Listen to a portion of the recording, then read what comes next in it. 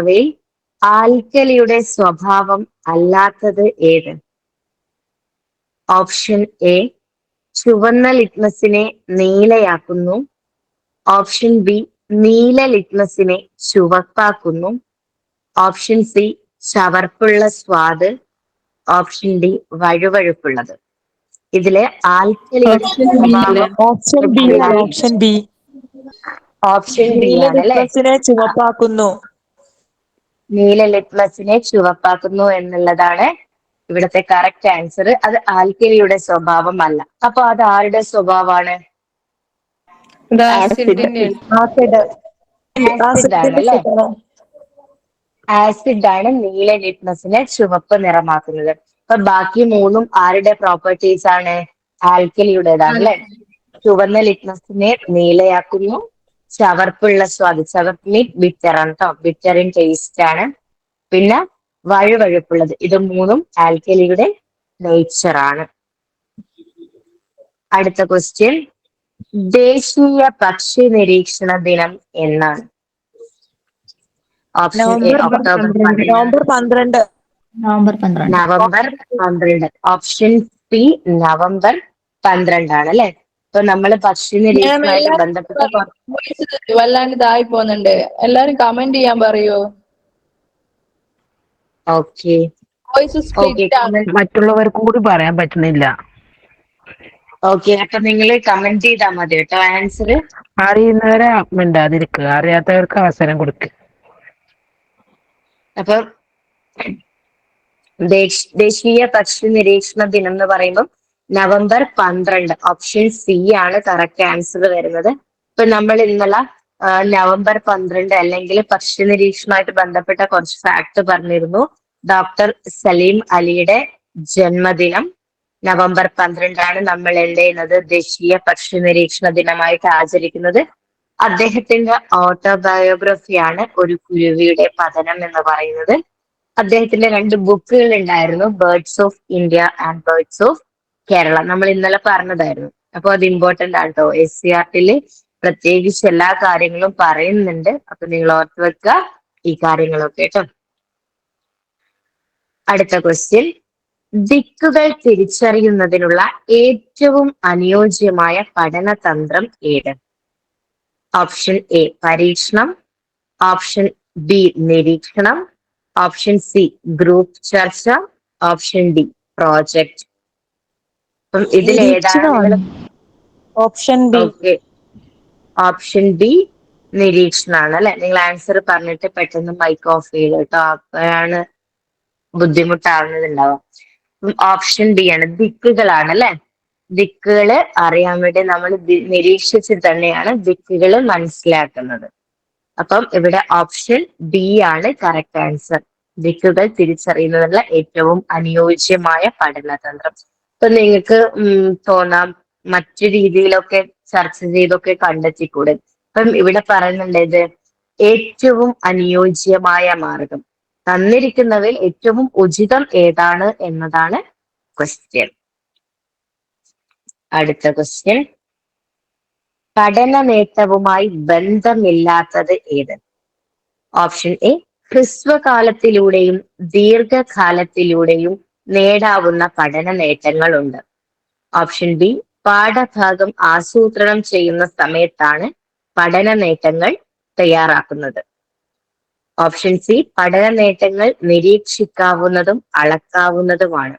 Option D പഠിതാവിന് ആർജിക്കാൻ കഴിയുന്ന അറിവും ശേഷിയും മനോഭാവവും മൂല്യങ്ങളും പഠന നേട്ടങ്ങളിൽ ഉൾപ്പെടുന്നു. അപ്പൊ ബന്ധമില്ലാത്തതാണ് ചോദിച്ചത്. ബി ആണോ? ബി ആണ്. ഓപ്ഷൻ ബി ആണ് അല്ലെ? ഓപ്ഷൻ ബി ആണ്. പാഠഭാഗം ആസൂത്രണം ചെയ്യുന്ന സമയത്താണ് പഠന നേട്ടങ്ങൾ തയ്യാറാക്കുന്നത്. പഠന നേട്ടങ്ങൾ വെച്ചിട്ടാണ് നമ്മൾ എന്ത് ചെയ്യുന്നത്? പാഠഭാഗങ്ങൾ ആസൂത്രണം ചെയ്യുന്നത്. അപ്പം നിങ്ങൾ മനസ്സിലാക്കേണ്ടത് പഠന നേട്ടം, ലേണിംഗ് ഔട്ട്കംസ്, ലേണിംഗ് ഔട്ട്കംസുമായിട്ട് ബന്ധപ്പെട്ട കാര്യങ്ങളാണ് എന്ത്? ഹ്രസ്വകാലത്തിലൂടെയും ദീർഘകാലത്തിലൂടെയും. നമുക്ക് പഠന നേട്ടങ്ങൾ എന്ന് പറയുമ്പോൾ നമ്മുടെ ടെക്സ്റ്റ് ബുക്കിൽ ഓരോ ചാപ്റ്ററിലും ഓരോ നേട്ടങ്ങൾ ഉണ്ടാവും. നിങ്ങൾ എന്തായാലും ലെസൺ പ്ലാൻ ഒക്കെ എഴുതിയ ആൾക്കാരായിരിക്കും ഈ ക്ലാസ്സിൽ ഉണ്ടാവുമെന്ന് എനിക്കറിയാം. അപ്പൊ നിങ്ങൾക്കറിയാം, നിങ്ങളെ ലേണിംഗ് ഔട്ട്കംസ് ഒക്കെ എഴുതിയിട്ടുണ്ടാവും. അപ്പൊ ഓരോ പാഠത്തിനും അതിൻ്റെതായിട്ടുള്ള ലേണിംഗ് ഔട്ട്കംസ് ഉണ്ട്. അതായത് അതൊക്കെ ഹ്രസ്വകാലത്തിലാണ്. ഓരോ ചാപ്റ്റർ പഠിക്കുന്നതിലൂടെ കുട്ടി നേടിയെടുക്കേണ്ട ലേണിംഗ് ഔട്ട്കം ആണ്.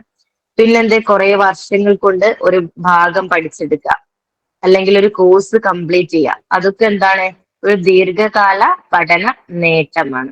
അപ്പൊ എന്തുണ്ട്, പഠന നേട്ടങ്ങൾ ഹ്രസ്വകാലമായിട്ടും ദീർഘകാലമായിട്ടും ഉണ്ട്. പഠന നേട്ടങ്ങൾ നിരീക്ഷിക്കാവുന്നതും അളക്കാവുന്നതുമാണ്. അതിനാണ് നമ്മൾ അസസ്മെന്റ് ഒക്കെ നടത്തുന്നത്, അല്ലെ? പഠന നേട്ടങ്ങൾ, പഠിച്ച കാര്യങ്ങൾ എത്രത്തോളം എത്തി എന്നറിയാൻ വേണ്ടിയിട്ടാണ് നമ്മൾ പല രീതിയിലുള്ള അസസ്മെന്റ് എക്സാമുകളൊക്കെ ക്ലാസ്സിൽ കണ്ടക്ട് ചെയ്യുന്നത്. അപ്പൊ നിരീക്ഷിക്കാം, അളക്കാം. പിന്നെ പഠിതാവിന് ആർജിക്കാൻ കഴിയുന്ന അറിവും ശേഷിയും മനോഭാവങ്ങളും മൂല്യങ്ങളിൽ പഠന നേട്ടങ്ങളിൽ ഉൾപ്പെടുന്നു. പഠന നേട്ടങ്ങൾ എന്ന് പറഞ്ഞാൽ ടെക്സ്റ്റ് ബുക്കിലെ അക്കാഡമിക് പരമായിട്ടുള്ള മാത്രമല്ല, അല്ലെ? നമ്മൾ സോഷ്യൽ ആയിക്കോട്ടെ, ഇമോഷണൽ ആയിക്കോട്ടെ, നമ്മുടെ പ്രോസസ് സ്കിൽ ആയിക്കോട്ടെ, എല്ലാ രീതിയിലുള്ള ഡെവലപ്മെന്റും ഏതിൽ ഉൾപ്പെടുന്നുണ്ട്? പഠന നേട്ടങ്ങളിൽ ഉൾപ്പെടുന്നുണ്ട്. ഇത്രയും കാര്യങ്ങൾ പഠന നേട്ടങ്ങളുമായി ബന്ധപ്പെട്ടതാണെന്ന് മനസ്സിലാക്കുക. ഈ രീതിയിലുള്ള സ്റ്റേറ്റ്മെന്റ് തന്നു കഴിഞ്ഞാൽ മനസ്സിലാകണം. അടുത്ത ഒരു നോർമൽ ക്വസ്റ്റ്യൻ ആണ്, ജനറൽ ക്വസ്റ്റ്യൻ ആണ്. കേരളത്തിന്റെയും ഡാഷിന്റെയും സംസ്ഥാന പക്ഷിയാണ് മലമുഴക്കി വേഴാമ്പൽ. Option A Nagaland, option B Assam, option C Arunachal Pradesh, option D Mizoram. Arunachal Pradesh. Option C ആണ്. ഓപ്ഷൻ സി അരുണാചൽ പ്രദേശ് ആണ് കേട്ടോ. കേരളത്തിന്റെയും, അപ്പൊ കേരളത്തിന്റെയും കൂടെ ആയതുകൊണ്ടാണ് അരുണാചൽ പ്രദേശിനൊരു സ്പെസിഫിക്കേഷൻ വന്നത്. കേരളത്തിന്റെയും അരുണാചൽ പ്രദേശ്, ഓപ്ഷൻ സി ആണ് കേട്ടോ. ഓപ്ഷൻ സി ആണ് കറക്റ്റ് ആൻസർ. ഇന്നലെ നമ്മള് ചെയ്ത ക്വസ്റ്റ്യനിൽ വീണ്ടും റിപ്പീറ്റ്, ഇന്നലെ ആരോ എന്നോട് മലയാളം ചോദിച്ചായിരുന്നു. അന്വേഷണാത്മക പഠനത്തിൽ കൂടുതൽ എണ്ണം പ്രക്രിയാശേഷികളുടെ വികാസം സാധ്യമാകുന്ന ഘട്ടം. പ്രക്രിയാശേഷി മീൻസ് പ്രോസസ് സ്കില്ലാണ് കേട്ടോ. ഓപ്ഷൻ എ പ്രശ്നം ഏറ്റെടുക്കുന്ന ഘട്ടം, എൻഗേജ്. ഓപ്ഷൻ ബി അന്വേഷണ ഘട്ടം, എക്സ്പ്ലോർ. ഓപ്ഷൻ സി കണ്ടെത്തൽ വിനിമയം ചെയ്യുന്ന ഘട്ടം, എക്സ്പ്ലെയിൻ. ഓപ്ഷൻ ഡി തുടർ പ്രവർത്തന ഘട്ടം, എക്സ്റ്റെൻഡ്. ഇന്നലെ ആരോ അന്വേഷണ ഘട്ടം എക്സ്പ്ലോറോ? ഒരുപാട് കൂടുതൽ ഓപ്ഷൻ ബി ആണ് കേട്ടോ, അന്വേഷണ ഘട്ടം. അപ്പൊ ഇന്നലെ എന്തായിരുന്നു, നമ്മൾ ക്വസ്റ്റ്യൻസ് ആണ് ചോദിച്ചത്, അല്ലെ? ക്വസ്റ്റ്യൻ കൂടുതൽ വരുന്നത്. അതേപോലെ തന്നെ പ്രോസസ് സ്കിൽ, ഒരുപാട് പ്രോസസ് സ്കിൽ ഒരുമിച്ച് ആവശ്യം വരുന്ന ഘട്ടവും ഏതാണ്? അന്വേഷണ ഘട്ടം. ഓപ്ഷൻ ബി ആണ്. അപ്പൊ എത്രത്തോളം ആ ഒരു ഏരിയ ഇമ്പോർട്ടന്റ് ആണെന്ന് നിങ്ങൾക്ക് മനസ്സിലായിട്ടുണ്ടാവും. 2 ക്വസ്റ്റ്യൻ പേപ്പറിൽ സെയിം ക്വസ്റ്റ്യൻ റിപ്പീറ്റ് ആയിട്ട് വന്നിട്ടുണ്ട്. അടുത്തത് ഒരു ജനറൽ ക്വസ്റ്റ്യൻ ആണ്. യുനെസ്കോയുടെ ലോക പൈതൃക പട്ടികയിൽ ഇടം നേടിയ കേരളത്തിലെ പ്രാചീനമായ സംസ്കൃത നാടക കലാരൂപം ഏത്? Option A Kathakali, option B Thullal, option C Koodiyattam, option D Kerala Natanam. Koodiyattam. Option C കൂടിയാട്ടമാണ്, അല്ലെ? ഓക്കെ. അടുത്തത്, പരിസര പഠനം കൈകാര്യം ചെയ്യുന്ന ടീച്ചർക്ക് പ്രാഥമികമായി വേണ്ടത്. ഓപ്ഷൻ എ പഠന പ്രക്രിയയിലുള്ള ധാരണ. ഓപ്ഷൻ ബി ഉള്ളടക്കത്തിൽ ഉയർന്ന തലത്തിലുള്ള ജ്ഞാനം. ഓപ്ഷൻ സി അടിസ്ഥാന ആശയങ്ങളിലും വസ്തുതകളിലുമുള്ള ധാരണ. ഇതിൽ ഏതൊക്കെയാണ് ഒരു പരിസര പഠനം കൈകാര്യം ചെയ്യുന്ന ടീച്ചർക്ക്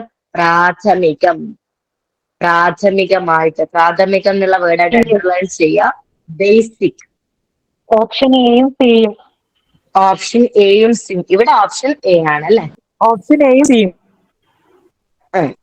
എയും സിയും സ്റ്റേറ്റ്മെന്റ് ആണ് ശരിയായിട്ടുള്ളത്. ഇവിടെ നമ്മൾ കറക്റ്റ് ആൻസർ വരുന്നത് ഓപ്ഷൻ എ ആണ്. കാരണം പലർക്കും തോന്നും ഉള്ളടക്കത്തിൽ ഉയർന്ന തലത്തിലുള്ള ജ്ഞാനം, അതൊരു ടീച്ചർക്ക് നല്ല കണ്ടന്റ് നോളജ് ഉണ്ടായിരിക്കണം. എക്കോ ടീച്ചറിന് എന്തുണ്ടാവും? നല്ല കണ്ടന്റ് നോളജ് ഉണ്ടാകണം. പക്ഷെ ക്വസ്റ്റ്യനിൽ എന്ത് പറഞ്ഞിട്ടുണ്ട്? ബേസിക് ആയിട്ട് അറിയേണ്ട കാര്യങ്ങൾ ഏതൊക്കെയാണെന്നാണ് ചോദിച്ചത്. അതുകൊണ്ടാണ് എന്ത് വന്നത്? സ്റ്റേറ്റ്മെന്റ് എയും സ്റ്റേറ്റ്മെന്റ് സിയും കറക്റ്റ് ആയിട്ട് വന്നത്. 69ാമത്തത് നെക്സ്റ്റ് ക്വസ്റ്റ്യൻ. ട്രാഫിക് സിഗ്നലുകളിൽ ചുവന്ന ലൈറ്റ് ഉപയോഗിക്കുന്നതിന് കാരണമെന്ത്? ഓപ്ഷൻ എ തരംഗദൈർഘ്യം കൂടിയത് കൊണ്ടും വിസരണം കുറവായതുകൊണ്ടും. ഓപ്ഷൻ ബി തരംഗദൈർഘ്യവും വിസരണവും കുറവായതുകൊണ്ട്. ഓപ്ഷൻ സി തരംഗദൈർഘ്യവും വിസരണവും കൂടിയതുകൊണ്ട്. ഓപ്ഷൻ ഡി തരംഗദൈർഘ്യവും വിസരണവും കൂടിയതുകൊണ്ടും. Option A. Option A. Option teacher തരംഗദൈർഘ്യം കൂടിയത് കൊണ്ടും വിസരണം കുറവായത്. ഓക്കെ, അതായത് ഓക്കെ മൈക്ക് ഓഫ് ചെയ്തോളൂ. ഓപ്ഷൻ എ ആണല്ലേ. തരംഗദൈർഘ്യം കൂടുതൽ ആർക്കാണ്? ചുവപ്പിനാണ് അല്ലെ. തരംഗദൈർഘ്യം കൂടുതൽ ചുവപ്പിനാണ്, കുറവ് വരുന്നത് വയലറ്റിനാണ്. നമ്മളെ വിബ്ജിയോറില് റെഡിന് തരംഗദൈർഘ്യം കൂടുതലും അതേപോലെ വയലറ്റിന് തരംഗദൈർഘ്യം കുറവുമാണ്. അപ്പം നേരെ ഈ വിസരണം അല്ലെങ്കിൽ ഫ്രീക്വൻസിയിലോട്ടേക്ക് വരുമ്പം എന്താണ്?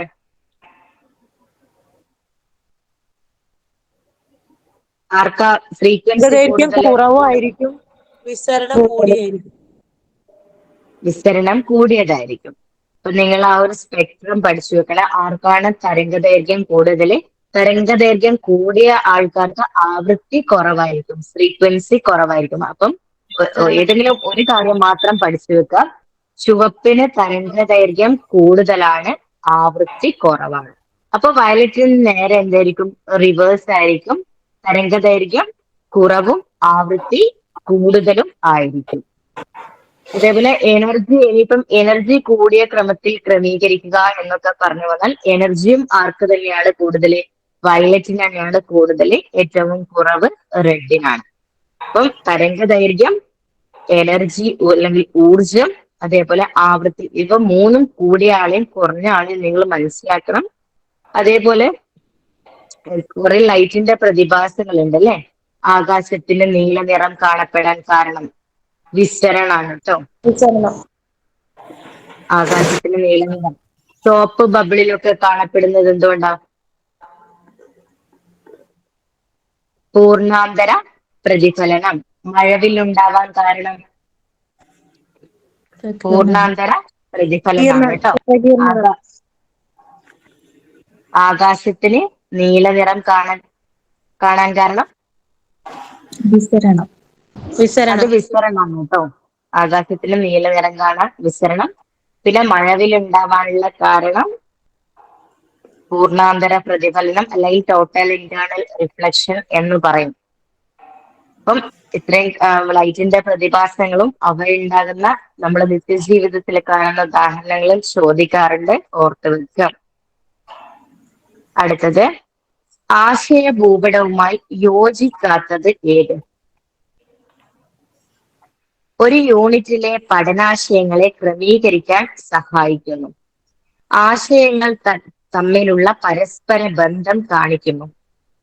ഓപ്ഷൻ സി ആശയ ഭൂപടം ഒരു ത്രിമാന ചിത്രീകരണമാണ്.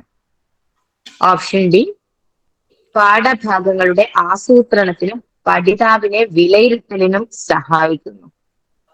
ഓപ്ഷൻ ഡി സി ആണോ? ഓപ്ഷൻ സി ആണ് അല്ലെ. ആശയ ഭൂപടം ഒരു ത്രിമാന ചിത്രീകരണമാണ്. ഓപ്ഷൻ സി ആണ് കേട്ടോ. അപ്പൊ യോജിക്കാത്തതാണ് ചോദിച്ചത്. ആശയ ഭൂപടം ഞാൻ ഇന്നലെ പറഞ്ഞു. ആശയ ഭൂപടം കൊണ്ടുവന്നത് ജോസഫ് ഡി നൊവാക്ക് ആണ്. അപ്പം അതിന്റെ ഉപയോഗങ്ങൾ എന്തൊക്കെയാണെന്നാണ് പറഞ്ഞിട്ടുള്ളത്. യൂണിറ്റിലെ പഠനാശയങ്ങളെ ക്രമീകരിക്കാൻ സഹായിക്കുന്നു. ഒരു ഓർഡറിൽ പറയാൻ നമുക്ക് പറ്റും. ആശയങ്ങൾ തമ്മിലുള്ള പരസ്പര ബന്ധം അതിൽ നിന്ന് നമുക്ക് മനസ്സിലാക്കാൻ പറ്റും. അതേപോലെ പാഠഭാഗങ്ങളുടെ ആസൂത്രണത്തിനും പഠിതാവിനെ വിലയിരുത്തലിനും സഹായിക്കുന്നു. അപ്പൊ ഇത് മൂന്നും ആശയ ഭൂപടവുമായിട്ട് ബന്ധപ്പെട്ട ആശയങ്ങളാണ്. അടുത്തത് കേരളത്തിൽ ഏറ്റവും കൂടുതൽ കാണപ്പെടുന്ന മണ്ണ് ഏത്? ഓപ്ഷൻ എ കറുത്ത മണ്ണ്, കറുത്ത പരുത്തി മണ്ണ്. ഓപ്ഷൻ ബി വനമണ്ണ്. ഓപ്ഷൻ സി എക്കൽ മണ്ണ്. ഓപ്ഷൻ ഡി വെട്ടുകൽ മണ്ണ്. ഓപ്ഷൻ ഡി വെട്ടുകൽ മണ്ണാണ് അല്ലെ. കേരളത്തിൽ ഏറ്റവും കൂടുതൽ കാണപ്പെടുന്ന ലാറ്ററൈറ്റ് സോയിൽ അല്ലെങ്കിൽ വെട്ടുകൽ മണ്ണാണ്. അപ്പൊ ഇന്ത്യയിൽ ഏറ്റവും കൂടുതൽ കാണപ്പെടുന്നതോ? എക്കൽ മണ്ണ്. എക്കൽ മണ്ണാണ്. ഇന്ത്യയിൽ ഏറ്റവും ചോദിച്ചാൽ അത് എക്കൽ മണ്ണാണ്. കേരളത്തിൽ ഏറ്റവും ചോദിച്ചാൽ അത് വെട്ടുകൽ മണ്ണാണ്. പരുത്തി കൃഷിക്ക് ഏറ്റവും അനുയോജ്യമായ മണ്ണ് ഏതാ? കറുത്ത മണ്ണ്. കറുത്ത മണ്ണ്. കറുത്ത മണ്ണാണ്. കറുത്ത മണ്ണിന്റെ വേറൊരു പേര് കരിമണ്ണ്. കരിമണ്ണ് എന്നറിയും, അല്ലെങ്കിൽ റിഗർ സോയിൽ എന്നും അറിയപ്പെടും കേട്ടോ. പരുത്തി മണ്ണ്, കരിമണ്ണ് ഓർ റിഗർ സോയിൽ എന്നും അറിയപ്പെടും. ഇന്ത്യയിൽ ഏറ്റവും കൂടുതൽ കാണപ്പെടുന്നത് എക്കൽ മണ്ണാണ്. കേരളത്തിൽ ഏറ്റവും കൂടുതൽ കാണപ്പെടുന്നത് വെട്ടുകൽ മണ്ണാണ്. ടീച്ചറെ, ആ കറുത്ത മണ്ണിന്റെ ഇംഗ്ലീഷ് പേരൊന്ന് പറയാവോ?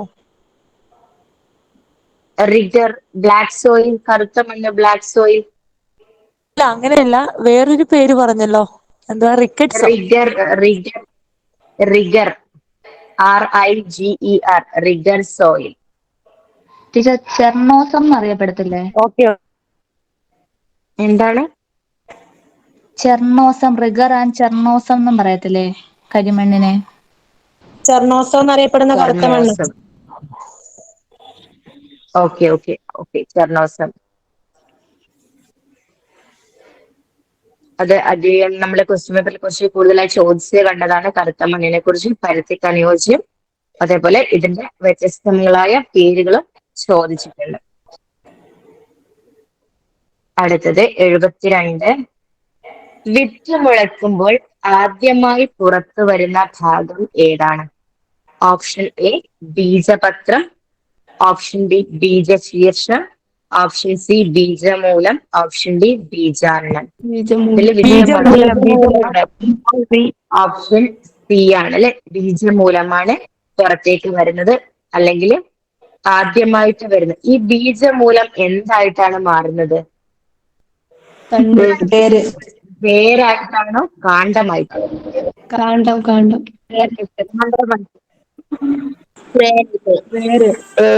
മൂലം വേറായിട്ട് അപ്പം ഞാൻ പറയാം, വിത്ത് മുളക്കുമ്പോൾ ആദ്യമായിട്ട് പുറത്തു വരുന്ന ഭാഗം ബീജമൂലമാണ്, റാഡിക്കൽ എന്ന് പറയും. അത് വേരായിട്ട് മാറും. പിന്നെ ബീജശീർഷമാണ് എന്ത്? കാണ്ഡമായിട്ട് വളരുന്നത് കേട്ടോ. ബീജശീർഷം കാണ്ഡമായിട്ടും ബീജമൂലം വേരായിട്ടും മാറും. നമ്മൾ ഇതേപോലെ ഈ ഏരിയന്ന് വന്നൊരു ക്വസ്റ്റ്യൻ ഇന്നലെ പരിചയപ്പെട്ടായിരുന്നു.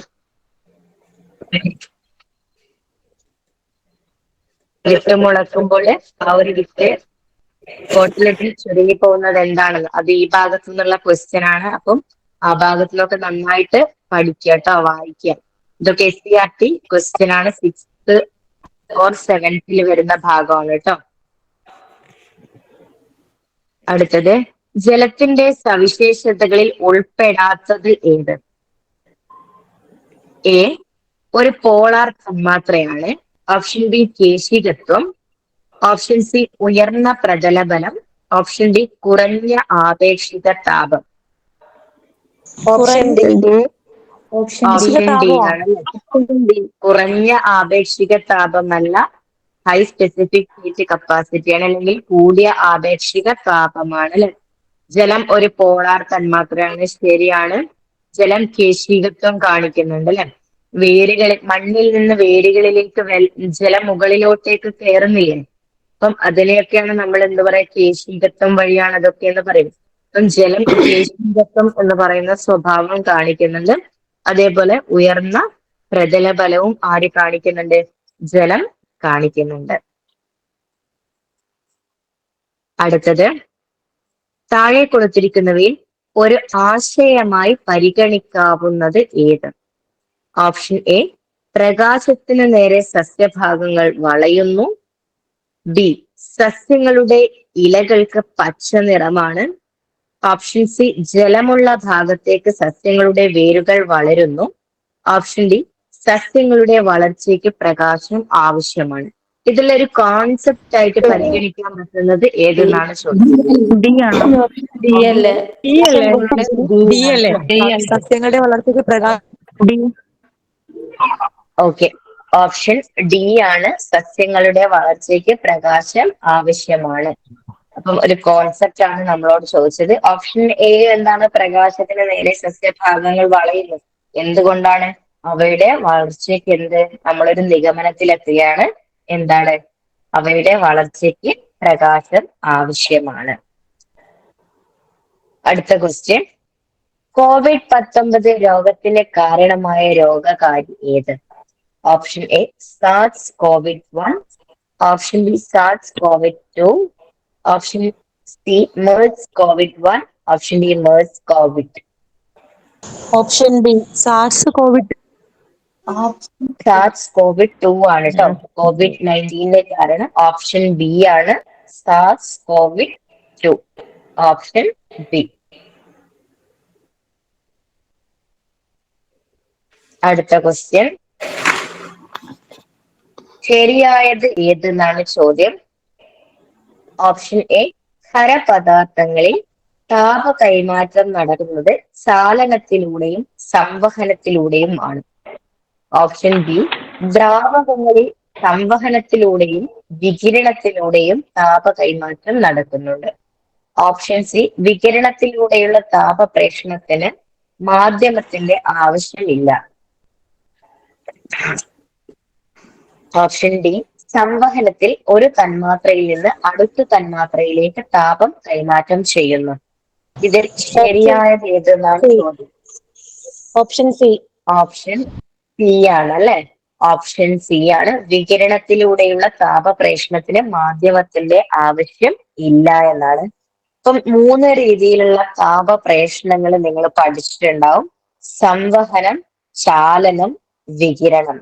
അപ്പം ചാലനത്തിലൂടെ എങ്ങനെയാണ്? ബാക്കി 3ഉം തെറ്റാണ് അല്ലെ. എയും ബിയും ഡിയും തെറ്റാണ്. ചാലനത്തിലൂടെ താപം കൈമാറ്റം ചെയ്യാന്ന് പറഞ്ഞാൽ എന്താണ്? ഒരു തന്മാത്രയിൽ നിന്ന് നമ്മളിപ്പം ഇരുമ്പൊക്കെ ചൂടാകുമ്പോൾ തന്മാത്രകൾ കൈമാറ്റം ചെയ്യപ്പെടുന്നുണ്ടോ? ഇല്ലല്ലോ. അപ്പം ഒരു തന്മാത്ര ചൂടായി അത് അടുത്ത തന്മാത്രയിലേക്ക് ആ ചൂട് കൈമാറും. അങ്ങനെ തന്മാത്രകൾ മുഖേനയാണ്. ഓപ്ഷൻ ഡി എന്താണ്? ശരിക്കും ചാലനത്തിന്റെ ഡെഫിനിഷൻ ആണ്. ഒരു തന്മാത്രയിൽ നിന്ന് അടുത്ത തന്മാത്രയിലേക്ക് താപം കൈമാറ്റം ചെയ്യുന്ന രീതിയാണ് ഇത് ചാലനം.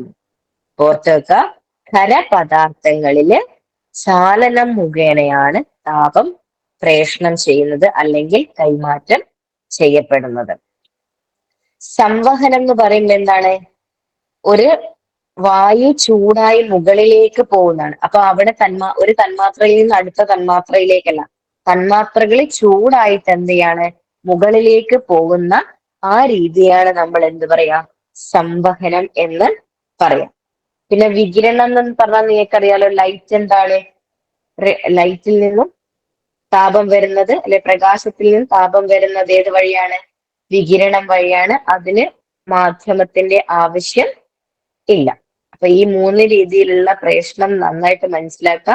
തന്മാത്രയുടെ ചലനം ഏതിലേയുള്ളൂ? വികിരണത്തിലും സംവഹനത്തിലും മാത്രമേ ഉള്ളൂ, ചാലനത്തിൽ ഇല്ല. ഖരപദാർത്ഥങ്ങളിൽ ചാലനത്തിലൂടെയാണ്. ദ്രാവകങ്ങളിലും വാതകങ്ങളിലും ഏതാണ്? സംവഹനവും വികിരണവും ആണ്. ഓർത്തു വെക്കുമല്ലോ. മനസ്സിലായോ? ഇനി പറയേണ്ടതുണ്ടോ? ഒന്നുകൂടെ പറയോ മിസ്? ഒന്നുകൂടി പറയാം. ഒന്നും കൂടി പറയോ? ക്ലാസ് കട്ടായി പോയായിരുന്നു. ടീച്ചർ ഞാനൊറ്റ ഒന്നുകൂടി പറയൂ പ്രാവശ്യം കൂടെ പറയാം. ഓക്കെ, നിങ്ങൾ ഞാൻ ഒന്നുകൂടെ പറയാം. താപം കൈമാറ്റം ചെയ്യപ്പെടുന്ന അല്ലെങ്കിൽ താപം പ്രേഷണം ചെയ്യപ്പെടുന്ന 3 രീതികളെ കുറിച്ചാണ് നമ്മൾ പറഞ്ഞത്. ഒന്ന് ചാലനം, ഒന്ന് സംവഹനം, ഒന്ന് വികിരണം. ഇതില് ഖരപദാർത്ഥങ്ങളിൽ താപം എങ്ങനെയാണ് കൈമാറ്റം ചെയ്യപ്പെടുക? താപം എന്ന് പറയുമ്പോൾ നിങ്ങൾ ഒരു ഇരുമ്പ് ഖണ്ഡിക ഓർത്ത് കഴിഞ്ഞാൽ മതി. അത് ചൂടാവുമ്പോൾ ഒരറ്റത്തുനിന്ന് ചൂടായി മറ്റേ അറ്റത്തേക്ക് വരികയാണല്ലോ ചെയ്യുന്നത്. അപ്പം ഒരു തന്മാത്ര ചൂടായി ആ ചൂട് എന്ത് ചെയ്യും? അടുത്ത തന്മാത്ര.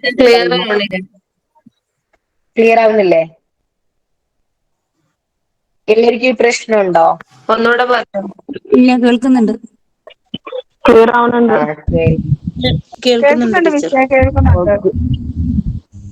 ഓക്കെ. അപ്പൊ നമ്മള് ചാലനാണ് പറഞ്ഞത്. ചാലനം എന്ന് പറഞ്ഞാല് ഒരു തന്മാത്രയിൽ നിന്ന് അടുത്ത തന്മാത്രയിലേക്ക്, തൊട്ടടുത്ത തന്മാത്രയിലേക്ക് താപം എന്ത് ചെയ്യും? കൈമാറ്റം ചെയ്യപ്പെടും. അങ്ങനെ താപം കൈമാറ്റം ചെയ്യപ്പെടുന്ന രീതിയാണ് ചാലനം. നിങ്ങള് ഇവിടെ ഓപ്ഷൻ ഡി നോക്കുക. ഓപ്ഷൻ ഡി ആണിത് ചാലനത്തിന്റെ ഡെഫിനിഷൻ എന്ന് പറയുന്നത്. ഒരു തന്മാത്രയിൽ നിന്ന് അടുത്ത തന്മാത്രയിലേക്ക് താപം കൈമാറ്റം ചെയ്യപ്പെടുന്നു. അത് ഖരപദാർത്ഥങ്ങളിൽ മാത്രമാണ് കേട്ടോ. ചാലനം നടക്കുന്നത് ഖരപദാർത്ഥങ്ങളിൽ മാത്രമാണ്. പിന്നെ സംവഹനം എന്ന് പറഞ്ഞാൽ തന്മാത്ര ചൂടായിട്ട് മറ്റ് മുകളിലേക്ക് പോകുന്നു. ഇപ്പം ജലം തിളച്ച് നീരാവിയാവുമ്പം ജലത്തിൽ നിന്ന് മുകളിലേക്ക് തന്മാത്രകൾ പോകുന്നില്ലേ നീരാവിയായിട്ട്. അപ്പം ആ ഒരു രീതിയിലുള്ള താപ കൈമാറ്റത്തെയാണ് നമ്മൾ സംവഹനം എന്ന് പറയാം. ദ്രാവകങ്ങളിലും വാതകങ്ങളിലും ഒക്കെയാണ് എന്ത് സംവഹനം നടക്കുക. പിന്നെ വികിരണം എന്ന് പറഞ്ഞാൽ ഏതാണ്? Light is A form of radiation, അല്ലെങ്കിൽ ഒരു വികിരണ ഫോമിലല്ലേ ലൈറ്റ് വരുന്നത്. അപ്പം ആ രീതിയിൽ ലൈറ്റിന്റെ രീതിയിൽ താപം കൈമാറ്റം ചെയ്യപ്പെടുന്നതിനാണ് നമ്മൾ റേഡിയേഷൻ എന്ന് പറയുന്നത്. നിങ്ങൾ ഓർത്ത് വെക്കേണ്ടത് ചാലനം ഖരപദാർത്ഥങ്ങളിലാണ് നടക്കുക, സംവഹനവും വികിരണവും ഏതിലാണ് നടക്കുക? ദ്രാവകങ്ങളിലും വാതകങ്ങളിലും ആണ് നടക്കുക. അതേപോലെ വികിരണത്തിന് എന്തില്ല? മാധ്യമത്തിന്റെ ആവശ്യം ഇല്ല. ഇത് റിപ്പീറ്റഡ് ആണ് കേട്ടോ, ഈ ഏരിയ ഇമ്പോർട്ടന്റ് ആണ്. അടുത്തത് സംവഹനവുമായി ബന്ധപ്പെട്ട് എക്സാമ്പിൾ എന്താ പറയാ മേമേ? വികിരണത്തിന് നമ്മുടെ ലൈറ്റ് അല്ലെങ്കിൽ ഒരു ടോർച്ച് അടിച്ചു കഴിഞ്ഞാലൊക്കെ ലൈറ്റ് പോകുന്നത് വികിരണത്തിന്റെ ഫോമിലാണ്. അടുത്ത ക്വസ്റ്റ്യൻ ഇതേ ആശയവുമായി ബന്ധപ്പെട്ട ക്വസ്റ്റ്യൻ ആണ്. 77ാമത്തെ അടുത്ത ക്വസ്റ്റ്യൻ. കരക്കാറ്റുമായി ബന്ധപ്പെട്ട ശരിയായ പ്രസ്താവന ഏത്? ഓപ്ഷൻ എ, സമുദ്രത്തിനു മുകളിൽ കരയിലുള്ളതിനേക്കാൾ ഉയർന്ന അന്തരീക്ഷ മർദ്ദം രൂപപ്പെടുമ്പോഴാണ് കരക്കാറ്റ് ഉണ്ടാവുന്നത്. ഓപ്ഷൻ ബി, രാത്രി കാലങ്ങളിലാണ് കരക്കാറ്റ് ഉണ്ടാവുന്നത്. ഓപ്ഷൻ സി, രാത്രിയിൽ സമുദ്രത്തിനു മുകളിലുള്ള വായുവിന് കരയിലുള്ള വായുവിനേക്കാൾ ചൂട് കൂടുതലായിരിക്കും. ഏതൊക്കെയാണ് കറക്റ്റ് ആയിട്ടുള്ള പ്രസ്താവന എന്നാണ് ചോദിച്ചത്. ഓപ്ഷൻ ബിയും സിയും. ബിയും സിയും ആണോ? ബിയും സിയും ആണ് അല്ലെ? അപ്പൊ നിങ്ങൾ ഇവിടെ ഓപ്ഷൻ ബിയും സിയും ആണ് കറക്റ്റ്. അപ്പൊ നമ്മുടെ കറക്റ്റ് ഓപ്ഷൻ ഡി ആണ് കേട്ടോ. ബിയും സിയും ശരിയാണ്. അപ്പൊ നിങ്ങള് കരക്കാറ്റും കടൽക്കാറ്റും പഠിക്കുമ്പോൾ ഏതേലും ഒന്ന് പഠിക്കുക, അതിന്റെ നേരെ റിവേഴ്സ് ആയിരിക്കും അടുത്തതെന്ന് ഓർത്ത് വെക്കുക. രണ്ടും കൂടെ ഒരുമിച്ച് പഠിച്ചാൽ അത് കൺഫ്യൂസിങ് ആയിരിക്കും. അപ്പം കരക്കാറ്റും കടൽക്കാറ്റും അത് പറയണോ? വേണം. ഓക്കെ, ഞാൻ പറയാം. എപ്പോഴാണ് കടൽക്കാറ്റ് ഉണ്ടാവുക, എപ്പോഴാണ് കരക്കാറ്റ് ഉണ്ടാവുക? അപ്പൊ അത് മനസ്സിലാക്കുന്നതിന് മുന്നേ ഈ വായു സഞ്ചരിക്കുന്നത് എവിടെ നിന്ന് എങ്ങോട്ടാണെന്ന് നമ്മൾ മനസ്സിലാക്കണം. മർദ്ദം കൂടിയ ഭാഗത്ത് നിന്ന് മർദ്ദം കുറഞ്ഞ ഭാഗത്തേക്കാണ് എപ്പോഴും എന്ത് ചെയ്യുക? വായു സഞ്ചരിക്കുക. വായുവിന്റെ തിരശ്ചീന തലത്തിലുള്ള സഞ്ചാരമാണ് കാറ്റ്. അപ്പൊ മർദ്ദം കൂടിയ ഭാഗത്ത് നിന്ന് മർദ്ദം കുറഞ്ഞ ഭാഗത്തേക്കാണ് എപ്പോഴും വായു സഞ്ചരിക്കുക. ഒന്നാമത്തെ പോയിന്റ് അത് ഓർത്ത് വെക്കുക. പിന്നെ മർദ്ദവും താപവും എങ്ങനെ ബന്ധപ്പെട്ടിരിക്കുന്നു എന്നും നമ്മൾ എന്ത് ചെയ്യണം? മനസ്സിലാക്കണം. ചൂട് കൂടുമ്പോൾ മർദ്ദം കുറയും, വിപരീതാനുപാതത്തിലാണ്. ചൂട് കൂടുമ്പോൾ മർദ്ദം കുറയും, ചൂട് കുറയുമ്പോൾ മർദ്ദം കൂടും. ഒന്നാമത്തെ പറഞ്ഞത് എന്താണ്? മർദ്ദം കൂടിയ ഭാഗത്ത് നിന്നും മർദ്ദം കുറഞ്ഞ ഭാഗത്തേക്കാണ് എപ്പോഴും വായു സഞ്ചരിക്കുക. അതേപോലെ മർദ്ദവും താപവും വിപരീത അനുപാതത്തിലാണ്.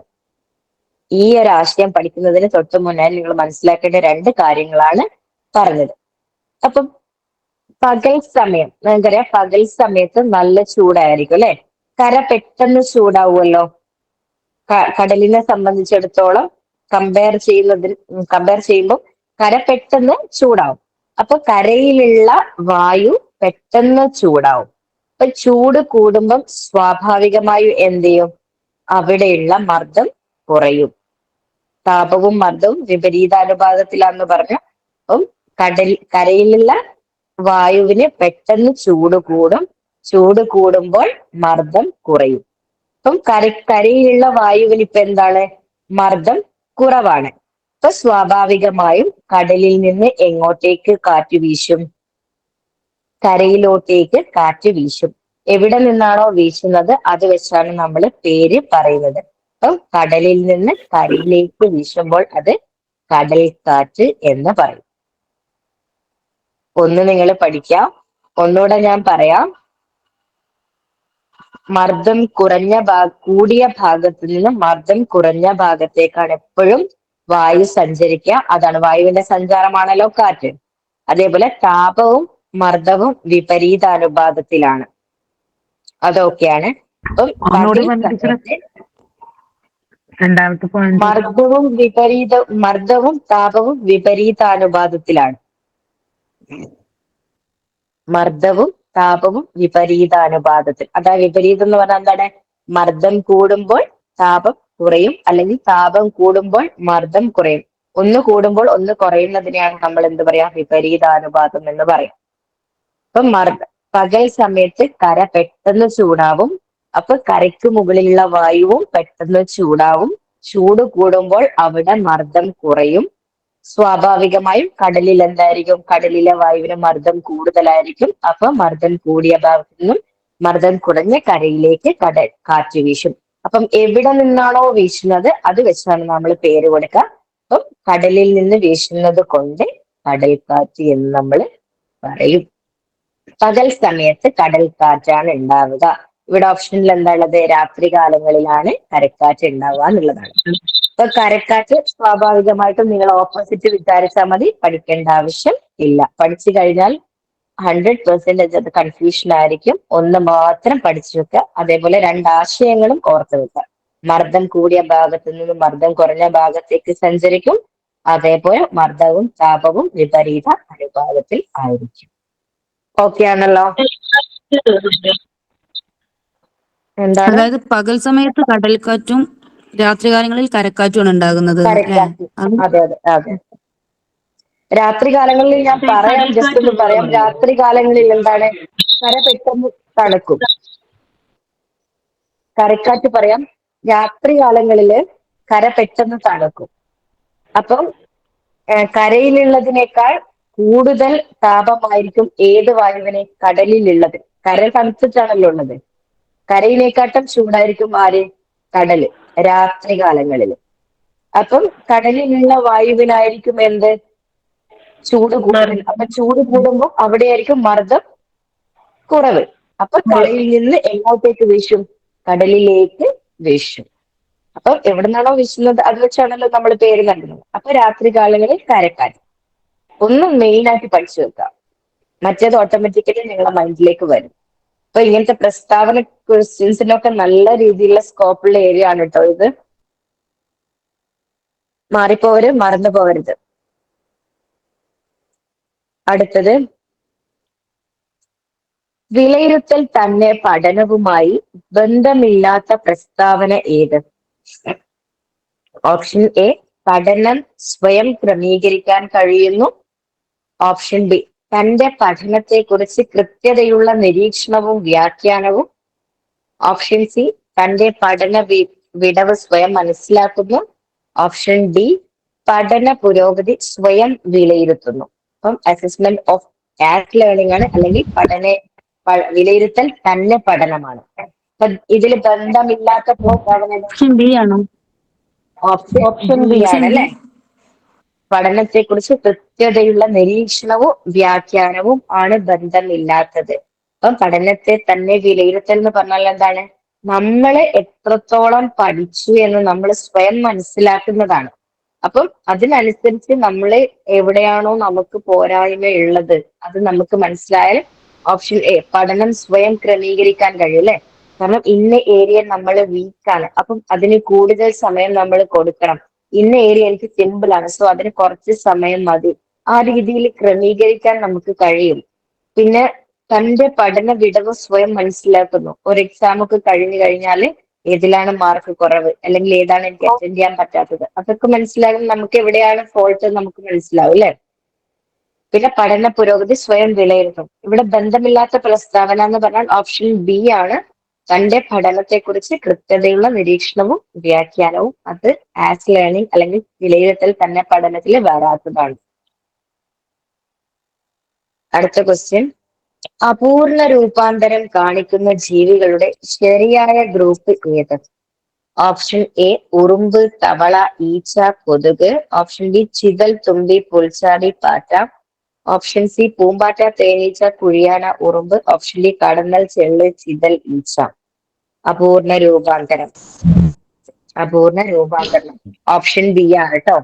ചിതൽ, തുമ്പി, പുൽച്ചാടി, പാറ്റ. ഇതാണ് അപൂർണ രൂപാന്തരണം കാണിക്കുന്ന ജീവികൾ. അടുത്ത ക്വസ്റ്റ്യൻ, താഴെ പറയുന്നവയിൽ പൂക്കൾക്ക് നിറം നൽകും. അപൂർണ രൂപാന്തരം പറഞ്ഞാൽ എന്താണ്? നമ്മളിപ്പോ ബട്ടർഫ്ലൈ ഒക്കെ എഗ്, പിന്നെ പ്യൂപ്പ, അങ്ങനെ വിവിധ ഘട്ടങ്ങളിലൂടെയാണല്ലോ ഒരു പൂമ്പാറ്റയായിട്ട് മാറുന്നത്. അപ്പം ഒരു തേനീച്ചയുടെ അല്ലെങ്കിൽ പൂമ്പാറ്റയുടെ മുട്ട ഡിഫറെന്റ് ആയിട്ടുള്ള സ്റ്റേജിലൂടെ കടന്നിട്ടാണ് ജീവി ആവുന്നതെങ്കിൽ നമ്മൾ അതിനെ അപൂർണ രൂപാന്തരണം എന്ന് പറയും. പക്ഷി കുഞ്ഞുങ്ങളൊക്കെ ഈ ആണെങ്കിൽ സ്റ്റേജ് ഘട്ടങ്ങളാണോ? 4 സ്റ്റേജ് അങ്ങനെയാണോ? അതിന്റെ ഒരു പിക്ചർ ഞാൻ ടീച്ചർ ഈ ബട്ടർഫ്ലൈ ആണോ? ബട്ടർഫ്ലൈയുടെ ഘട്ടം പോലാണോ? അതോ എന്തുവാ മനസ്സിലായില്ല. അതെ. ബട്ടർഫ്ലൈയുടെ ഘട്ടം പോലെ വരുന്നതിനാണ് അപൂർണ രൂപാന്തരം അല്ലെങ്കിൽ മെറ്റമോർഫോസിസ് എന്ന് പറയുന്നത്. അതെ, തേനീച്ചയുടെ അല്ലെങ്കിൽ കൊതുകിന്റെ ഒക്കെ ആ ഒരു സ്റ്റേജില്ലേ, മുട്ട വിരിഞ്ഞ് ലാർവ പ്യൂപ്പയായി ശേഷം കൊതുകായിട്ടൊക്കെ മാറുന്നില്ലേ, ആ ഒരു 4 സ്റ്റേജിലൂടെ കടന്നു. അങ്ങനെ സ്റ്റേജസ് ഉള്ള ജീവികളെയാണ് നമ്മൾ അപൂർണ രൂപാന്തരണം എന്ന് പറയുന്നത്. അപ്പം ആ കൂട്ടത്തിൽ പെട്ട ജീവികൾ ഏതൊക്കെയാണെന്നാണ് ഇവിടെ ചോദിക്കുന്നത്. ചിതൽ, തുമ്പി, പുൽച്ചാടി, പാറ്റ. ഉറുമ്പൊക്കെ അപൂർണ രൂപാന്തരനാണോ? അല്ലല്ലോ, മുട്ട വിരിഞ്ഞ് ഉറുമ്പിന്റെ കുഞ്ഞുങ്ങളായി മാറുന്നതല്ലേ. ചിതൽ അങ്ങനത്തെ അതിന് പൂമ്പാറ്റ ബേർഡൂല്ലേ അതില്? അല്ല, കംപ്ലീറ്റ് വരുന്നതാണ് ഇതിൽ ചോദിച്ചത്. ചിതൽ, തുമ്പി, പുൽച്ചാടി, പാറ്റ. മറ്റേതിൽ ഉറുമ്പ് വരുന്നുണ്ടല്ലോ, ഒന്നിൽ ചെള്ളു വരുന്നുണ്ട്, ഫസ്റ്റിലത്തേതിലും ഉറുമ്പ് വരുന്നുണ്ട്. 4ഉം അപൂർണ. ചിതലാണ് അപൂർണ രൂപാന്തരനാണ് ചിതൽ. അപ്പൊ നിങ്ങളെ ഒരു ഗ്രൂപ്പ് എഴുതി വെച്ചോ. അപൂർണ രൂപാന്തരണം ചിതലുണ്ട്, തുമ്പിയുണ്ട്, പുൽച്ചാടിയുണ്ട്, പാറ്റയുണ്ട്. അടുത്തത് 80ാമത്തെ ക്വസ്റ്റ്യൻ, താഴെ പറയുന്നവയിൽ പൂക്കൾക്ക് നിറം നൽകുന്ന വർണ്ണവസ്തു ഏതാണ്? Option A anthocyanin, option B keratin, option C rhodopsin, option D chlorophyll. ഏതാണ്? Option A. ആന്തോസയാനിൻ. ആൻഡോസയാനിനാണ് ചുവപ്പ് നിറം നൽകുന്ന വർണ്ണവസ്തുവാണ് അല്ലെ ആൻഡോസയാൻ. കെരാറ്റിൻ ഒക്കെ എവിടെ ഉള്ളതാണ്? പൂക്കൾക്ക് എന്ന് പറയുമ്പോൾ ബി 2 ഓപ്ഷൻ ബിയും സിയും നമുക്ക് പാടെ ഒഴിവാക്കാം. കെരാറ്റിൻ മുടിക്ക് കറുപ്പ് നൽകുന്ന വർണ്ണവസ്തുവാണ് കെരാറ്റിൻ. റൊഡോപ്സിൻ കണ്ണിലെ ഒരു പിഗ്മെന്റ് ആണ് എന്ത്? റൊഡോപ്സിൻ. റോഡ് കോശങ്ങളിൽ അടങ്ങിയിരിക്കുന്ന വർണ്ണവസ്തുവാണെന്ത്? റൊഡോപ്സിൻ എന്ന് പറയുന്നത്. റൊഡോപ്സിൻ കണ്ണുകളിലാണ്. ഇരുണ്ട പ്രകാശത്തിൽ കാണാൻ സാധിക്കുന്നത് റോഡ് കോശങ്ങൾ ഉള്ളത് കൊണ്ടാണ്. അപ്പൊ ആ റോഡ് കോശങ്ങളിൽ കാണപ്പെടുന്ന വർണ്ണവസ്തുവാണ് ആര്? റൊഡോപ്സിൻ എന്ന് പറയുന്നത്. ക്ലോറോഫിൽ നമുക്കറിയാം ഹരിതകം അല്ലെ, ഇലകളിൽ കാണപ്പെടുന്ന അല്ലെങ്കിൽ ഇലകൾക്ക് പച്ച നിറം നൽകുന്ന വർണ്ണവസ്തുവാണ് ആര്? ക്ലോറോഫിൽ. അല്ലെങ്കിൽ നമ്മൾ പ്രകാശ സംശ്ലേഷണത്തിൽ പങ്കെടുക്കുന്നതും ആരാണ്? ക്ലോറോഫിൽ ആണ്. അടുത്തത് 81, വീണ്ടും വന്നു രോഗം പരത്തുന്ന ജീവികൾ.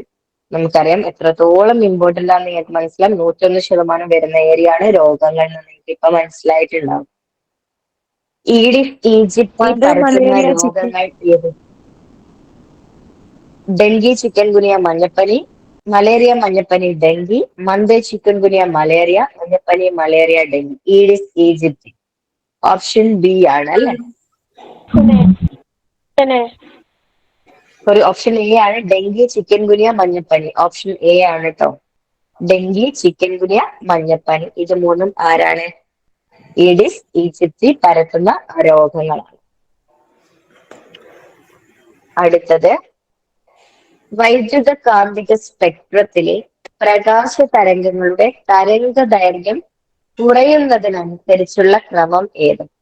ഓപ്ഷൻ എ നിങ്ങൾ വായിക്കുക. Option A, B, C, D. Radio തരംഗങ്ങൾ, ഇൻഫ്രാറെഡ് തരംഗങ്ങൾ, അൾട്രാ വയലറ്റ് തരംഗങ്ങൾ, എക്സ്റേ. ഓപ്ഷൻ ഡി റേഡിയോ തരംഗങ്ങൾ, അൾട്രാ വയലറ്റ് തരംഗങ്ങൾ, x-ray, infrared. Option C infrared തരംഗങ്ങൾ, റേഡിയോ തരംഗങ്ങൾ, എക്സ്റേ, അൾട്രാ വയലറ്റ് തരംഗങ്ങൾ. ഓപ്ഷൻ ഡി ഇൻഫ്രാറെഡ് തരംഗങ്ങൾ, അൾട്രാ വയലറ്റ് തരംഗങ്ങൾ, എക്സ്റേ, റേഡിയോ തരംഗങ്ങൾ. ഇതില് തരംഗ ദൈർഘ്യം ഏറ്റവും കൂടിയതാർക്ക്? ഓപ്ഷൻ എ ആണ് കേട്ടോ. തരംഗ ഓപ്ഷൻ എ ആണോ? ദൈർഘ്യം ഓപ്ഷൻ എ ആണ്. ഏറ്റവും തന്നിരിക്കുന്നതിൽ ഏറ്റവും കൂടുതൽ ആർക്കാണ്? റേഡിയോ തരംഗങ്ങൾക്കാണ്. പിന്നെ ഇൻഫ്രാറെഡ് തരംഗങ്ങൾ, പിന്നെ അൾട്രാ വയലറ്റ് തരംഗങ്ങൾ, പിന്നെ എക്സ്റേ. അപ്പൊ ഏറ്റവും കൂടിയ തരംഗ ദൈർഘ്യം റേഡിയോ തരംഗങ്ങൾക്കാണ്. ഓപ്ഷൻ എ ആണ്. 83. താഴെ നൽകിയവയിൽ ജലത്തിൽ ലയിക്കുന്ന വിറ്റാമിനുകളുടെ ഗ്രൂപ്പ് ഏത്? Option A vitamin E C, B K D, option C B A, option D B C. ജലത്തിൽ ഏത് വിറ്റാമിൻ? ഓപ്ഷൻ ഡി ആണ്. ഓപ്ഷൻ ഡി ആണ് vitamin D and vitamin C ആണ് അല്ലെ. ബിയും സിയും ആണ് ജലത്തിൽ ലയിക്കുന്നത്.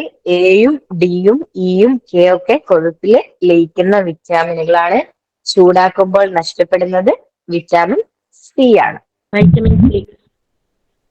Vitamin C. Okay.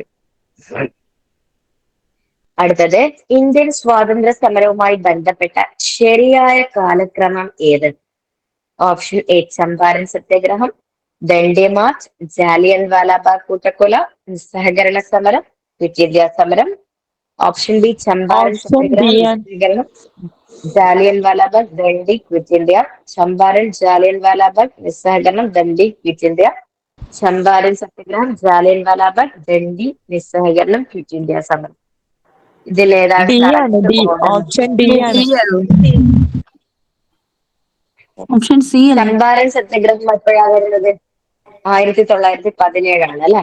Jallian Walabagh 1910. Jallian Walabagh 1912. നിസ്സഹകരണം 1920. ഓപ്ഷൻ ഓപ്ഷൻ സി അല്ലേ? 1930. ക്വിറ്റ് ഇന്ത്യ ക്വിറ്റ് ഇന്ത്യ പ്രസ്ഥാനം 1942. 1942. അപ്പൊ ഓപ്ഷൻ സി ആണ് കേട്ടോ കറക്റ്റ്. ഓപ്ഷൻ ഡി ആണ്. ഓപ്ഷൻ സി ആണ് ആൻസർ. Option C.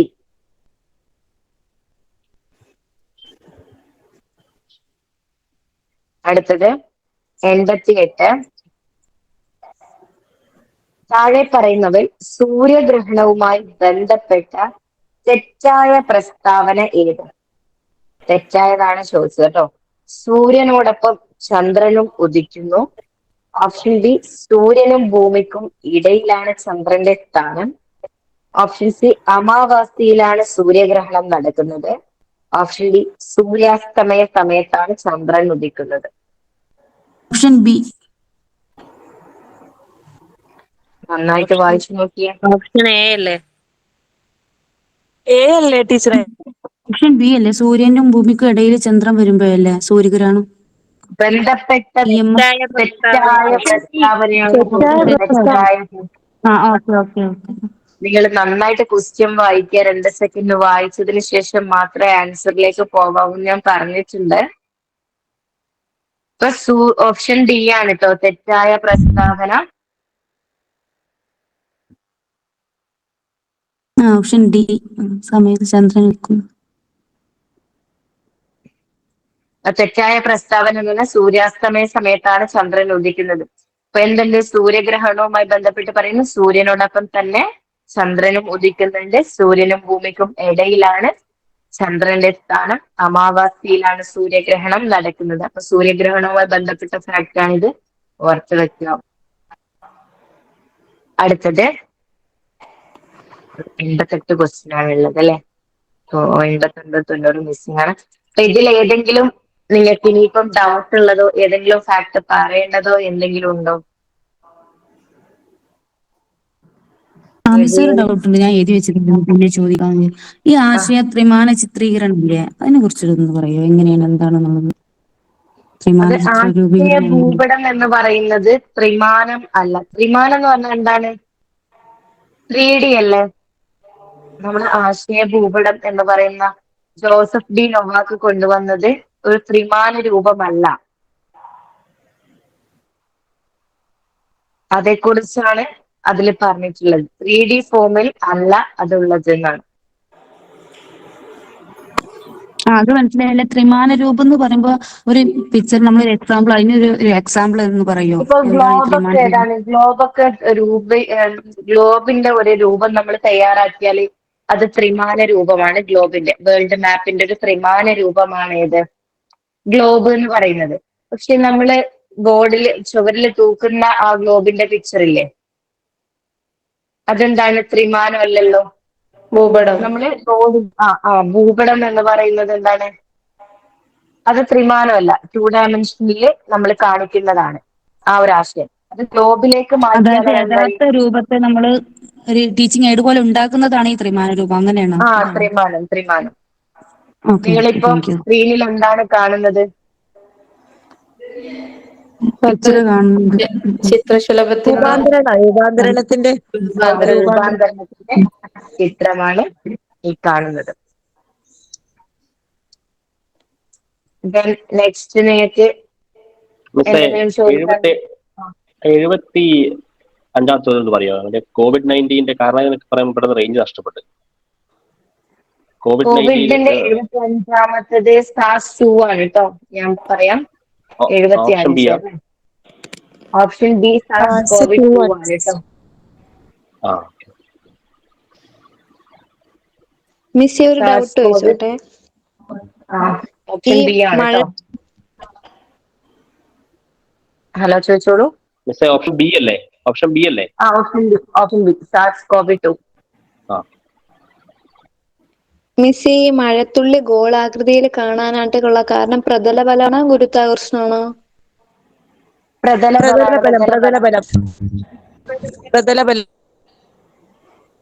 പ്രതലബലം കുറയ്ക്കാൻ വേണ്ടിയിട്ടാണ് ഗോളാകൃതിയിലുള്ള രൂപത്തിൽ മഴത്തുള്ളി ഫോം ചെയ്യുന്നത്. പ്രതലബലമാണ് കേട്ടോ.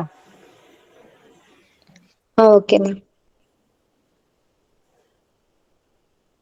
അത് വേറൊരു ഓപ്ഷനും ഉണ്ട്. പുൽച്ചാടി ജലത്തിന്റെ ഉപരിതലത്തില് ഇങ്ങനെ, അതും പ്രതലബലമാണ്. ചെറു പ്രാണികൾക്ക് ജലത്തിന്റെ മുകളിലൂടെ നടക്കാൻ, നിങ്ങളൊരു ഗ്ലാസ് കുറച്ച് സമയം സ്റ്റാഗ്നന്റ് ആയിട്ട് ഒരു ഗ്ലാസ്സിൽ വെള്ളം വെക്കുക.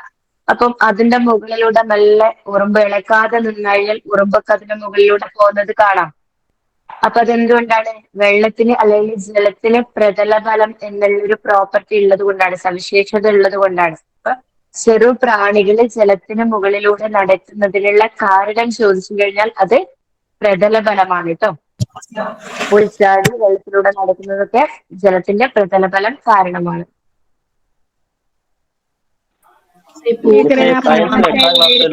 പഠനത്തിനായുള്ള വിലയിരുത്തലും അതൊന്ന് പറയാമോ ടീച്ചറെ? അതൊന്ന് പറഞ്ഞു തരുമോ? പഠനത്തിനായുള്ള വിലയിരുത്തൽ ഓർത്ത് വെക്കാനെ കൊണ്ട് എന്തെങ്കിലും ഒരു ഓർത്ത് വെക്കാൻ കോഡ്? ടീച്ചറെ, നമ്മൾ സ്വയം വിമർശിക്കുകയാണ്. വിലയിരുത്തൽ തന്നെ പറഞ്ഞാൽ നമ്മളെ വിമർശിക്കും. ഇപ്പൊ നമ്മള് ഒരു ക്വസ്റ്റ്യൻ വായിച്ചില്ലേ? അപ്പം അതിൽ കുറെ പറഞ്ഞല്ലോ, അസസ്മെന്റ് ആസ് ലേണിംഗ് ആണ് നമ്മൾ പറഞ്ഞത്, അല്ലെങ്കിൽ വിലയിരുത്തൽ തന്നെ പഠനം. ഞാൻ ഈ ക്ലാസ്സിലെ മുന്നേ ഒന്ന് പറഞ്ഞതായിട്ട് എനിക്കൊരു ഓർമ്മ. നമ്മള് സ്വയം എന്താണ് ഇങ്ങനെ ഓർമ്മിച്ച അസസ്മെന്റ് ഇപ്പൊ മലയാളത്തിലാണ്ട് ഇംഗ്ലീഷിലാണെങ്കിൽ ഓർമ്മിക്കാൻ ട്രിക്ക് ആയിട്ട് പറഞ്ഞു തരുന്നതാണ്. ഞാൻ ഓർമ്മിച്ച അങ്ങനെയാ. അസസ്മെന്റ് ഓഫ് ലേണിംഗ് ആകുമ്പോൾ പഠനം കഴിഞ്ഞതിന് ശേഷം അസസ്മെന്റ് 4 എന്ന് പറയുമ്പോൾ, 4 എന്ന് വെച്ചാൽ കൂടെ തന്നെയുള്ള വാക്കിന്റെ അർത്ഥം. 4 എന്ന് വെച്ചാൽ കൂടെ തന്നെ ഉള്ളതല്ലേ? അപ്പൊ തന്നെ 4. ഓഫ് എന്ന് വെച്ചാല് ഇതെന്താ, എല്ലാ സാധനം ഓഫായി. ഇപ്പൊ ഒരു സാധനം കോഴ്സ് കഴിഞ്ഞിട്ട്, പഠനം കഴിഞ്ഞിട്ട് എന്നുള്ളത് ഞാൻ ഓർമ്മിച്ചാൽ പെട്ടെന്ന് മനസ്സിലാവുന്നതായിരിക്കും. അപ്പൊ ഞാൻ കാര്യം പറഞ്ഞുതരാം. ഓഫ് ആസ് ഫോർ എന്ന് പറഞ്ഞാല് നമ്മളിപ്പം ഒരു ക്ലാസ്സില് പഠിക്കുന്നതോടൊപ്പം തന്നെ എല്ലാ കാര്യങ്ങളും ടീച്ചർ ഒരു കുട്ടിയുടെ എല്ലാ കാര്യങ്ങളും ടീച്ചർ വിലയിരുത്തുന്നുണ്ട്. അതത് കാര്യങ്ങൾ അന്നന്ന് ക്ലാസ്സിൽ നടന്ന കാര്യങ്ങള്, അതേപോലെ എക്സാം റിപ്പോർട്ടുകൾ എല്ലാം കൂടെ തന്നെ എന്ത് ചെയ്യുന്നുണ്ട്, വിലയിരുത്തുന്നതുണ്ട്.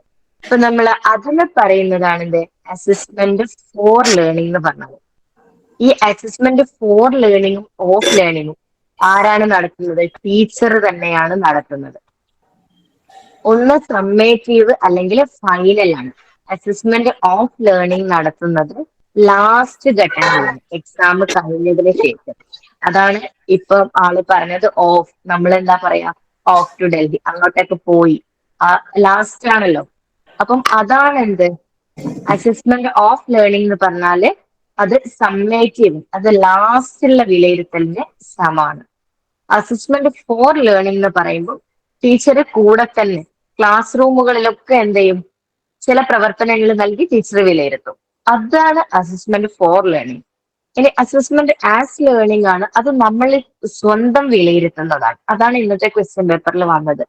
നമ്മുടെ സ്വന്തം പഠന മികവ് എവിടെയൊക്കെയാണ് ഇനിയും വേണ്ടത്, അല്ലെങ്കിൽ നമുക്ക് എവിടെയൊക്കെയാണ് വീക്ക്, എവിടെയൊക്കെയാണ് പ്ലസ്, അതൊക്കെ മനസ്സിലാക്കി നമ്മുടെ പഠനം ക്രമീകരിക്കുന്ന, നമ്മൾ തന്നെ വിലയിരുത്തുന്ന രീതിയാണ് അസസ്മെന്റ് ആസ് ലേണിംഗ് എന്ന് പറയുന്നത്.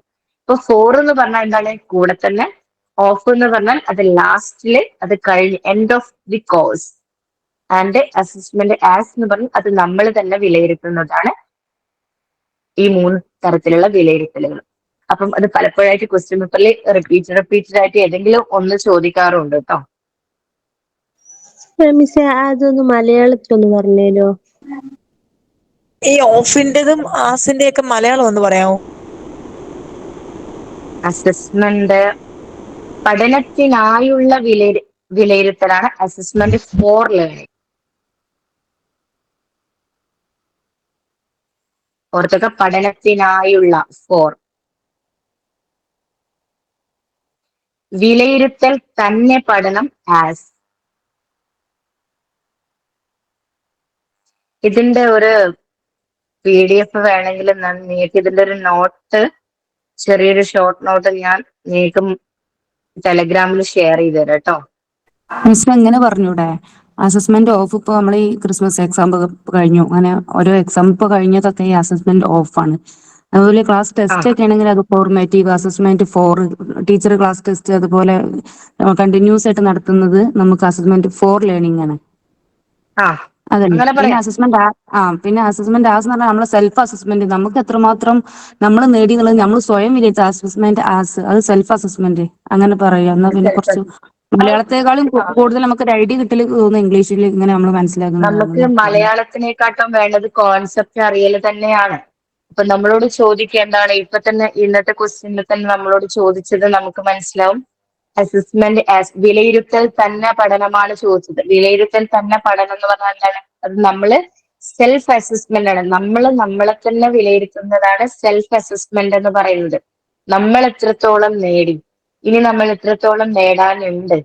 അപ്പം അതാണ് ശരിക്കും അസസ്മെന്റ്, വിലയിരുത്തൽ തന്നെ പഠനത്തിൽ നമ്മൾ ഫോക്കസ് ചെയ്യുന്നത്.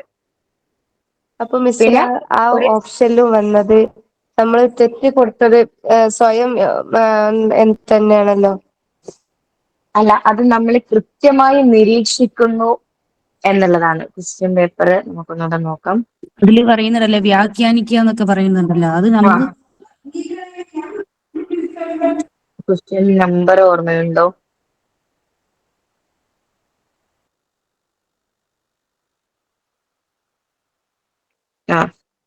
പഠനത്തെക്കുറിച്ച് കൃത്യമായുള്ള നിരീക്ഷണവും വ്യാഖ്യാനവും, അത് ശരിക്കും ഓപ്ഷനിൽ എന്താണ്, ബന്ധമില്ലാത്ത 4 ഓപ്ഷൻ കമ്പയർ ചെയ്യുമ്പോൾ വിലയിരുത്തൽ തന്നെ പഠനവുമായിട്ട് ബന്ധമില്ലാത്തതാണ് ഏത്, അത്. നമ്മളെപ്പോഴും 4 കംപ്ലീറ്റ്ലി എന്താണ് ബന്ധമില്ലാത്തത് നമുക്ക് പറയാൻ പറ്റില്ല. പക്ഷെ തന്നിരിക്കുന്ന ഓപ്ഷനിൽ ബന്ധമില്ലാത്തത് ഏത് ആണ്? ഓപ്ഷൻ ബി ആണ് കേട്ടോ. ഓപ്ഷൻ എ എന്ന് പറഞ്ഞാൽ എന്താണ്, പഠനം സ്വയം ക്രമീകരിക്കാൻ കഴിയുന്നു. നമ്മൾ എത്രത്തോളം നമ്മളെ വിലയിരുത്തിയാൽ മാത്രമല്ലേ നമുക്ക് പഠനം ക്രമീകരിക്കാൻ പറ്റുള്ളൂ. പിന്നെ സി എന്ന് പറയുന്നത് തന്റെ പഠന വിടവ്, നമ്മൾ ലേണിംഗ് ഗ്യാപ്പ് എത്രത്തോളം ഉണ്ടെന്ന് മനസ്സിലാക്കുന്നു, പഠന പുരോഗതി മനസ്സിലാക്കുന്നു. ഇതൊക്കെ എന്താണ് അസസ്മെന്റിൽ വരുന്നതല്ലേ, അസസ്മെന്റ് ആക്ടിൽ വരുന്നതല്ലേ. ഓക്കെ.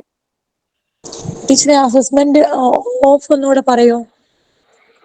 അസസ്മെന്റ് ഓഫ് ലേണിംഗ് എന്ന് പറഞ്ഞാൽ ഒരു എക്സാം കഴിഞ്ഞതിന് ശേഷം, ഒരു എക്സാം കഴിഞ്ഞതിന് ശേഷം ടീച്ചേഴ്സ് കുട്ടികളെ വിലയിരുത്തുമല്ലോ, മാർക്കിന്റെ അടിസ്ഥാനത്തിൽ കുട്ടിക്ക് ഇത്രയൊക്കെ മനസ്സിലായി എന്നുള്ള രീതിയിൽ ടീച്ചർ വിലയിരുത്തുമല്ലോ. അതിനെയാണ് നമ്മൾ അസസ്മെന്റ് ഓഫ് ലേണിംഗ് എന്ന് പറയുന്നത്. ഓണം എക്സാം, ക്രിസ്മസ് എക്സാം, വാർഷിക പരീക്ഷ, അതുപോലെ അതൊക്കെ തന്നെ ഈ സമയത്ത് എക്സ്പ്ലെയിൻ തരാമോ? എന്താണ് എൻഗേജും എക്സ്പ്ലെയിനും എക്സ്പ്ലോറും എക്സ്റ്റെൻഡും ഒന്ന്. അന്വേഷണാത്മക ഇൻക്വയറി ലേണിംഗിന്റെ സ്റ്റെപ്സ് ആണോ?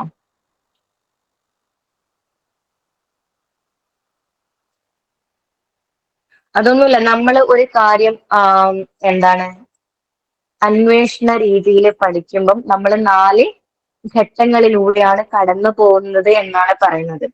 ഒന്നാമത്തേത് എന്താണ് പ്രശ്നം, എന്താണ് പ്രശ്നം എന്ന് നമ്മൾ മനസ്സിലാക്കുന്ന ഘട്ടമാണ് എൻഗേജ് എന്ന് പറയുന്നത്, പ്രശ്നം ഏറ്റെടുക്കുന്നു. രണ്ടാമത്തേത് എന്താണ്, നമ്മൾ എക്സ്പ്ലെയിൻ ചെയ്യുന്നു, എന്താണ് നമ്മുടെ പ്രശ്നം എന്ന് നമ്മൾ എക്സ്പ്ലെയിൻ ചെയ്യാണ്. പിന്നെ മൂന്നാമത്തെ ഘട്ടം എക്സ്പ്ലോർ എന്ന ഘട്ടമാണ് നമുക്ക് മെയിൻ ആയിട്ട് വരുന്നത്. അവിടെയാണ് അന്വേഷണം, എന്താണ് നമ്മുടെ പ്രശ്നത്തിന്റെ യഥാസ്ഥിതി എന്ന് നമ്മൾ പല രീതിയിലുള്ള അന്വേഷണത്തിലൂടെ, പല രീതിയിലുള്ള പ്രോസസ് സ്കില്ലുകൾ, ചിലപ്പോൾ വരച്ച് കണ്ടുപിടിക്കേണ്ടതുണ്ടാവും, ചിലപ്പോൾ സർവേ ക്വസ്റ്റ്യൻസ് ഒക്കെ ചോദിച്ച് കണ്ടുപിടിക്കേണ്ടതുണ്ടാവും. അങ്ങനെ പല രീതിയിൽ നമ്മൾ പല ആശയവിനിമയ സംവിധാനങ്ങളിലൂടെയൊക്കെ കണ്ടെത്തേണ്ട ഇതുണ്ടാവും. പിന്നെ ആ രീതിയിൽ നമ്മൾ നമ്മുടെ പരീക്ഷണം അല്ലെങ്കിൽ നമ്മുടെ കണ്ടെത്താനുള്ള ഒരു അന്വേഷണത്തിൽ നമ്മൾ എന്താണോ ഉദ്ദേശിച്ചത് അത് കണ്ടെത്താനുള്ള ഫൈനൽ സ്റ്റേജിലെത്തും. പിന്നെ ശേഷമാണ് അതിന്റെ റിസൾട്ട് അല്ലെങ്കിൽ നിഗമനം നമ്മൾ എത്തുന്നത്. ആ നിഗമനത്തിൽ എത്തുന്ന ഘട്ടത്തെയാണ് നമ്മൾ തുടർ പ്രവർത്തന ഘട്ടം അല്ലെങ്കിൽ എക്സ്റ്റെൻഡ് എന്നുള്ള ഘട്ടത്തിലേക്ക് വരിക. അപ്പം ഇതിൽ കൂടുതൽ പ്രോസസ് സ്കില്ലുകൾ ആവശ്യമായിട്ട് വരുന്നത് അന്വേഷണ ഘട്ടത്തിലാണ്. അവിടെ നമുക്ക് നമ്മുടെ പരീക്ഷണത്തിന്റെ അല്ലെങ്കിൽ അന്വേഷണത്തിന്റെ യഥാസ്ഥിതി നമ്മൾ മനസ്സിലാക്കുന്ന ഘട്ടമാണ് ആ ഒരു ഘട്ടം. പിന്നെ ആ ഒരു സ്റ്റേജിൽ തന്നെയായിരിക്കും കൂടുതൽ ഓക്കെ.